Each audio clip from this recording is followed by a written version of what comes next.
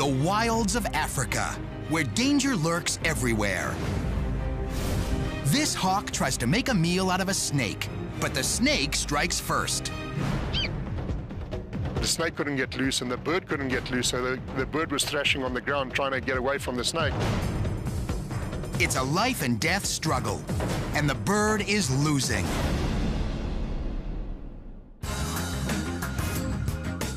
Kevin and Andrina Schufran are entomologists. They study insects and arachnids at Oklahoma State University. But for their vacation, they decide to get close to some bigger animals on an African safari. In Zimbabwe, they travel to an area so wild and untamed, they need an armed escort. Anytime you go out into the African bush, you're always going to be putting yourself into some type of danger. It's around you all the time. Even in the winter, there's so many animals, and they're all needing to feed. On their second day in the bush, we saw a flash of white, and that was the underside of the bird's wings. Their guide on the safari, professional hunter Frick Muller, takes them in for a closer look. I saw this bird in distress, flapping its wings, and it wasn't sitting down, it was on its back, which is very unusual.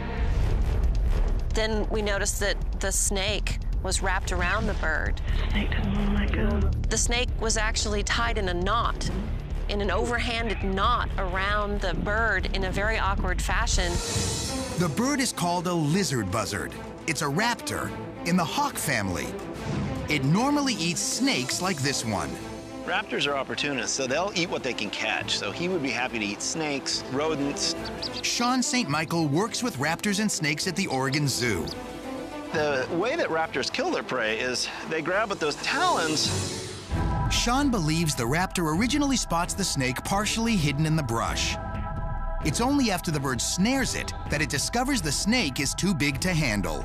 In a flash, the snake coils around the raptor's neck and wing and ties itself in a knot, squeezing tighter and tighter. Only the bird's talon prevents it from being strangled. The bird has managed to get 1 foot up, so no matter how tightly the snake is squeezing, he's not quite getting a death strangle on him. And the bird can't hold it off much longer. Here's the problem. Snakes do feed on birds, but this raptor is so big, if the snake kills it, it won't be able to eat it. So the bird's death will be senseless. Though he's a professional hunter, Frick has great respect for animals. He knows the snake is just defending itself. But he also knows the bird is doomed, and its death would be in vain. If Frick can separate them, it'll be win-win for both. The trackers and behind us were all saying, "It's a green mamba. Stay away, it's deadly." Frick cautiously approaches, in case the snake is poisonous, and uses a forked pole called a shooting stick to try to pry them apart. He pins the snake about halfway down its body. Then, he tries using a second stick to uncoil the snake. But it's not working. He's pulling tighter and tighter, and I'm going to have to eventually use my hands and get him undone that way. Frick hands the shooting stick to one of the trackers, who keeps the snake pinned.